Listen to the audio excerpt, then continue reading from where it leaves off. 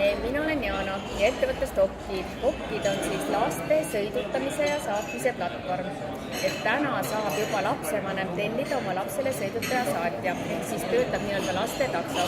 Kuid meil on arendamisel ka selline kogukonna sõidujagamise platvorm, kus siis ühes trennis või ühes huvikoolis käivad lapsevanemad saavad kordamööda lapsi trenni ja trennist ära sõidutada.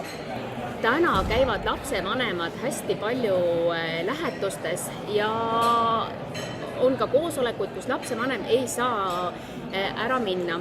Ja Hopkid eelis ongi see, et lapsevanem saab teha tellimuse siis nädal või 2 nädalat varem, planeerides oma lähetust ja kui minnes lähetusele, võib ta kindel olla, et tema laps saab sõidutatud ja saadetud.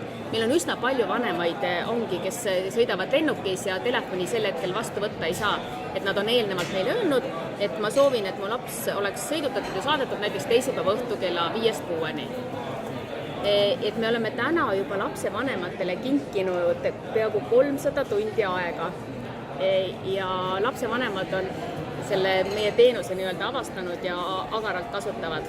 Et kui täna see linnalastel on see Hopkid ikkagi pigem selline mugavusteenus, kuna linnas lapsed kasutavad agaralt ühistransporti, kuid maapiirkondades ei saa lapsed üsna sageli huviringidesse minna, kuna lihtsalt bussid ei sõida iga kell, et käibki ainult hommikune ja õhtune buss. Siis meie soov on, et Hopkid tuleks appi ka maalastele ja et ka maalastele oleks kõik teenused kättesaadavad.